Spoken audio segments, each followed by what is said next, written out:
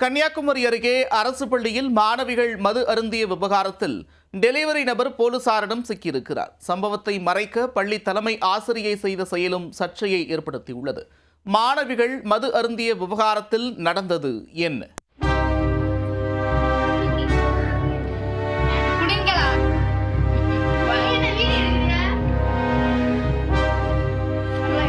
கன்னியாகுமரி மாவட்டம் தக்கலை அருகே உள்ள ஒரு அரசு மேல்நிலைப் பள்ளியில் சீருடை அணிந்த 2 மாணவிகள் வகுப்பறையின் வெளியே நின்று மது அருந்தி உள்ளனர். இந்த சம்பவம் கடந்த ஜூலை மாதமே நடந்துள்ளது.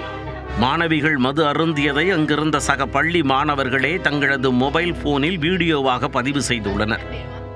சில நாட்களுக்கு பின் இந்த வீடியோ ஆதாரத்துடன் பள்ளி தலைமை ஆசிரியர் பிரமிளா எவாஞ்சலினிடம் புகாரளிக்கப்பட்டது. புகாரை பெற்ற தலைமை ஆசிரியை 2 மாணவிகளையும் அழைத்து விசாரித்துள்ளார்.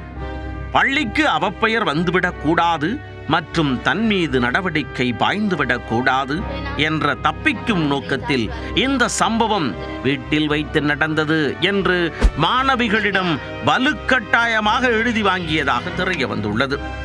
இந்த வீடியோ தற்பொழுது சமூக வலைத்தளங்களில் காட்டுத்தீயாய் பரவி பொதுமக்கள் மத்தியில் கடும் அதிர்ச்சியை ஏற்படுத்தியதை அடுத்து மாவட்ட முதன்மை கல்வி அலுவலர் இந்த விவகாரத்தில் நேரடி விசாரணை நடத்தினார்.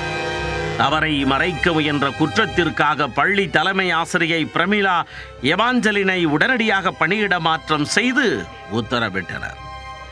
மறுபுறம் காவல்துறையினர் நடத்திய விசாரணையில் மாணவிகளுக்கு மதுபாட்டில் வாங்கி கொடுத்த தக்கலை அருகே உள்ள ராமன்புரத்தைச் சேர்ந்த ராஜ்குமார் என்பவரும் சிக்கினார். நண்பர்களுடன் பார்ட்டி நடத்துவதாக கூறி கேட்டதாலேயே மாணவிகளுக்கு மதுபாட்டில் வாங்கி கொடுத்ததாக அவர் விசாரணையில் கூறியுள்ளார். கைதான ராஜ்குமார் மாணவி ஒருவரின் தந்தையின் நண்பர் என்பது தெரிய வந்த நிலையில் விசாரணைக்கு பின் அவரை நீதிமன்றத்தில் ஆஜர்படுத்தி சிறையில் அடைத்தனர்.